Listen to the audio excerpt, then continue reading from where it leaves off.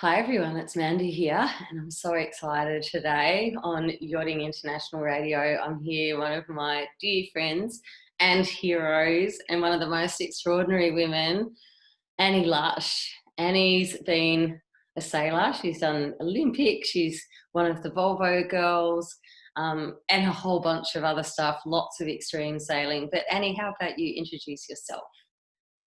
Hey, thanks, Amanda. Thanks very much for having me on. Thanks for coming up so early. Yeah, it's quite early and I'm trying not to wake up a child, so if I'm speaking slightly quietly, that's why.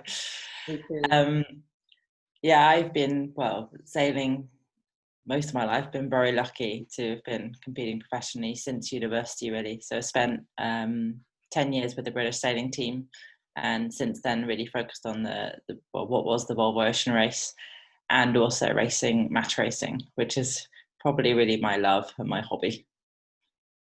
Oh, what makes match racing so much fun? Well, I think just the intensity of the racing Yeah. is always good, and also the format, because you have to swap into all different kinds of boats. So I think when we were young, it was really a way that we learned very, very quickly, especially as a team of girls. And, we'd race against the women, but we'd also race on the open tour. And I think that helps us to progress very quickly, racing 30, 40-foot boats shorthanded and kind of having to learn all of the roles on board, really. And yeah, I mean, I'm also quite competitive, so I love a good fight, and match racing is 12 minutes races, pretty intense. Oh, that sounds so much fun. Yeah, I've only got to see that one on TV.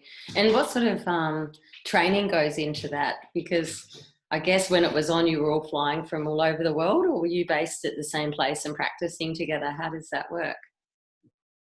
Um, well, with the match racing, that was yeah, I was actually sailing with an international team, or mostly with Americans at the beginning, but then it became an Olympic class for 2012.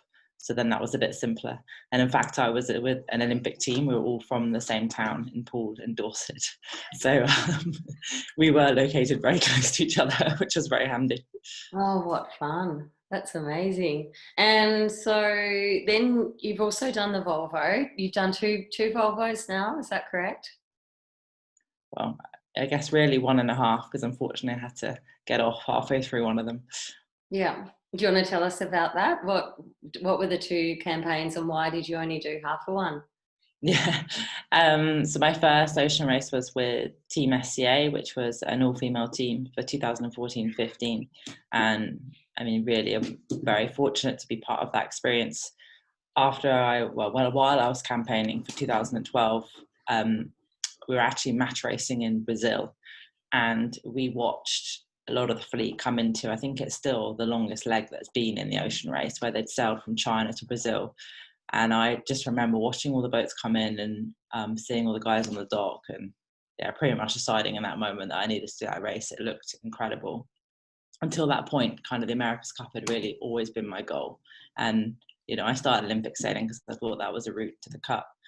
I think the Cup is still incredible, but seeing how the teams were kind of interacting in the World Ocean Race, and just the camaraderie between the teams as well as the competition, yeah, it just looked like kind of the ultimate test, really, of teams and of yourself.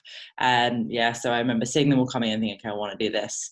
But at the time, there hadn't been any women in the race since the fleet had changed, the Volvo 70s, really since it had been the Whitbread. And it didn't look like there was a particularly easy pathway.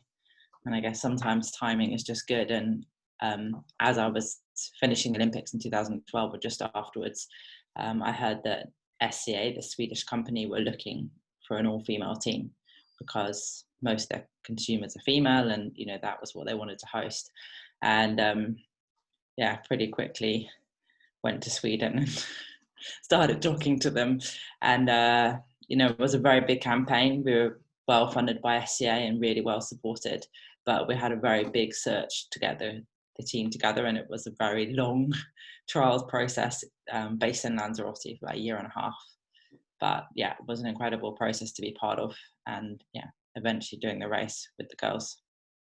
Oh, that must be amazing because I guess by after a year and a half, if you didn't know them already, you'd all become so close a very intuitive team.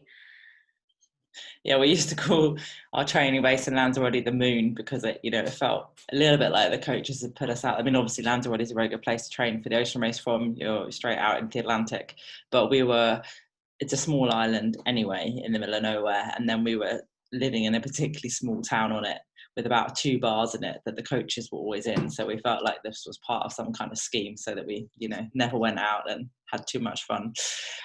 So yeah, we were living together in very close quarters for a year and a half, and our own entertainment was really sort of going out once every couple of weeks with each other. So we got to know each other very well. But I think actually in the end, that was really important for the race, because as a team, we managed to stay together. We had different substitutions, but we kept the original team together for the whole race.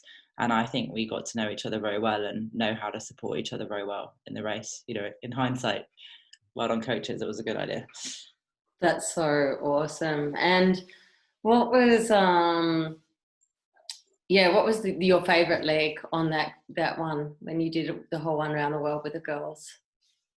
Oh, I have to say the leg we won, of course, which was from Portugal into Lorient. But yeah, I mean, that was an incredible leg because I think we felt a lot of pressure the whole way around the world. I know I certainly did, in terms of not just in terms of performing for ourselves, but kind of proving that there should be women in the race and that we could sail these kind of boats, which I think were all questions. There was a lot of question put on our ability physically to handle this kind of boat. So it was very important that we did perform. I think quite early on we started performing in the import races, which was great because, obviously as a short court racer anyway, I didn't see why we wouldn't be able to perform on short courses. And I mean, the one thing is the boats are so one designed that although we had a different rule in terms of numbers to make up the weight because we were all girls, we couldn't add like another pedestal or anything. So actually in terms of power that we were putting in, that didn't change, so we didn't sort of get given any advantage there by having extras. But it turned out we could handle the boat fine on a short course. But then after sort of 6 legs, I remember after the Southern Ocean and then going up to Newport, it just really felt like, we've learned a lot now. Now this is the time we need to perform. And it just kind of wasn't coming. We weren't getting on the podium. And then, finally to win that leg, especially because it was a leg where we saw really light winds, but we also saw hideous, upwind, really windy in the Bay of Biscay, classic Bay of Biscay. So to kind of prove ourselves across a range of conditions was really important. And it was mostly just such a good moment for our shore crew as well, because we had so many people working with us the whole race, as I'm sure the one-day sailors will say, and as all sort of offshore racers say, although you only ever see those sailors that are on the boat, there's always a much bigger team behind you preparing the boat and preparing you and getting the team ready. And we had just the most supportive shore crew, and finally we could get to the dock and kind of hug them and be like, yeah, we did it for you. Because they were always, believing in us, and just kind of always coming back into the dock being like a little bit frustrated. And finally being able to come in and celebrate was amazing. Oh, I've got goosebumps. That sounds so cool. And then you went on to do the next half race, as you say. So how did that become half a race? Yeah, then for the next race, 2017, 2018, I was with Team Brunel, with Bauer Backing and his team. And, I was really excited then. Well, there'd been a rule change which kind of opened up the fleet to taking mixed crews. And the reason that's so exciting is, sorry guys, not because I necessarily want to sail with guys, but because it means you get to sail with, experience. And that was the problem with Team SCA. We were all women, and that was fine. But the thing is, none of us had done the ocean race, or some people done the Whitbread a long time ago, but we really didn't have that experience. And so in the next race, I get to sail with, I think, the most experienced, around the world ocean race skipper there is, Bauer Becking. So, and with KP, our navigator as well. So it was very exciting to get to learn from that experience. Unfortunately, my experience was cut a little bit short when I got hit by a wave in Southern Ocean from Cape Town to Melbourne, and about halfway through the leg, and and ended up, well, as I found out afterwards, breaking my back and my foot. So yeah, didn't arrive in Australia in the best shape. But you didn't actually even know you'd broken your foot, did you? Wasn't there a rumour that you Well, were I mean, in of the course, on bow, board, taking your tail down? yeah, of course, on board, none of us are actually doctors. So, I mean, I knew when I got washed to the back of the boat and I felt kind of the guard wires cut into my back that something was bad. We're in the middle of about to jibe actually for the ice skates, so very far south. But yeah, after a few days below, then you start telling yourself, oh, maybe I'm all right. And I think it was a really hard leg. We were driving along the ice skates. I could see the rest of the crew getting really, really tired, and I was just kind of desperate to get back on deck and help them out. So I did go back on deck, which, in hindsight, it's pretty stupid. And it was only when we arrived in Melbourne, which was, of course, Christmas Day, and I went to hospital to get checked out. And yeah, then they said I'd actually broken the L1 and a few bones in my foot as well. So yeah, it was a disappointing end. And so that was it for you. The race was over with a broken back. Obviously, you can't really rehabilitate before the next race. So what happened? That was it. You just had to leave? Yeah, I tried to come back for China and then for Auckland, but it took a while, especially my foot. Actually, it's very small bones to get them to recover. So, I mean, I sort of thought I'd be okay for China, and I wasn't. And then, of course, we're getting well into the race now, and the team needs to just kind of get on and get on as a team. So the thing with Team Brunel is we hadn't had that long before the race together. We're actually a very short campaign. So it was important that at some point the team could really just bond and get on. And in fact, by the end of the race, the team were right up there in terms of being competitive, which we had some fantastic sailors on board. We just didn't have very long to get it all together, really. Yeah. So I was quite sad not to be on board, but I was actually still working with the race, and I was commentating the finish when, in the end, Team Brunel, Mapfre and Dongfeng were all able to win the ocean race on the last leg. So that was pretty exciting. I could hardly watch it and commentate without shrieking too much as they were coming in. Oh, I can feel those emotions. I have to sneak in one of my own questions because, as you know, I'm very passionate about marine medicine and extreme medicine, and you are such a perfect subject for that. So when you were in the Southern Ocean and you'd broken your back, you'd had medical training from a great medical provider, I believe. But did you feel supported? Like, to just be really honest when you answer this, did you feel, given the circumstances and the time and the training and the kits and the 24/7, what's it like being on the receiving end of that? Well, in the actual moment that it happened, we'd been training with MSOS before the race, and we'd actually done some sort of dummy runs with the half boat model that they have of a Volvo 65, and Spike, who was leading some of the training, had made us sort of practice carrying people and various things just to see what it was actually like on board. And I was training with Kyle and Carlo, two of our younger crew on board, and we were all training to be the medics, because you have to have at least two people who've got sort of extra medical training. And I think we had ended up actually doing the exact same scenario. So I'd been the patient and they'd had to get me below deck, imagining I had some kind of broken back. So they actually ended up being the guys that carried me off the deck and below, and turning me around and putting me in my bunk. So, it's only afterwards you realise, oh my God, yeah, all that kind of, when we were slightly role playing and maybe we just thought this was a bit of a joke, it was actually quite important, because it's very hard to get someone off the deck and get them below. And you realise when you're in the middle of the Southern Ocean, you've got water coming over you like that, the whole thing of getting a stretcher out and stuff, that's just not really a possibility. Just got to get the person off the deck. So, them being able to get me below, keeping me flat, was important. But then after that, of course, you've got to try and work out what's wrong.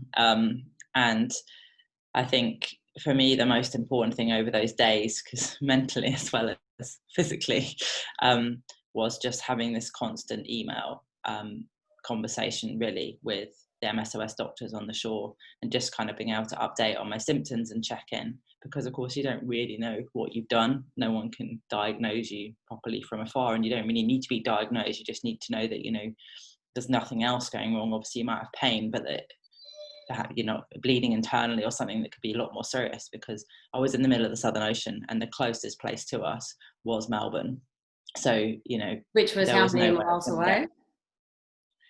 away? Well, I don't, I'm not sure at that point, but I think that I remember Katie coming past my bunk and saying, you know, you better get better because we're not even halfway through this leg yet, which meant we weren't even halfway from Cape Town to Melbourne. So we had like another good 10 days of sailing left, you know, and I don't think we saw less than 30, 35 knots for most of that leg. So it was pretty horrendous seaway. So it wasn't the most comfortable. So yeah, the important thing was just to kind of manage it.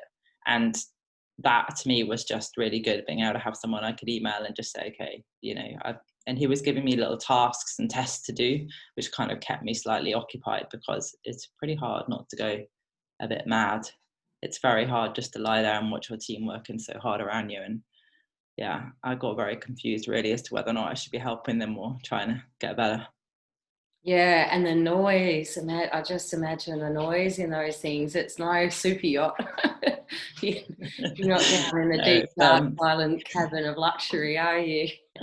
trying to get out the bunk to go to the toilet when you've got a broken back is pretty interesting. Luckily, yeah, Abby was helping me a lot, and was a fantastic teammate, really helped me through that. And our poor onboard reporter, I think he had a few more jobs than he'd planned when he stepped on the boat as a journalist. Awesome. So let's just have a talk about the Vendée. How have you been following that? Yeah, well, I think everyone's probably following the Vendée. I mean, it's so good to see a sports event actually happening at the moment when there's been so few. But yeah, of course, I'm also following Sam Davies, who was my skipper with Team SCA. And I mean, yeah, Sam, if you're watching this afterwards, then yeah, my money is on you for a top 3 finish. Okay, so no pressure. And But no, I mean, I she's think she's third at will the do moment, well. right? And yeah, I'm really excited for her. She's got a really good campaign, but it's also exciting to see that there's 6 girls in the race, which is the first time ever. And yeah, they're all, I know a few of them, and yeah, it's really exciting that they all managed to get campaigned together for this race.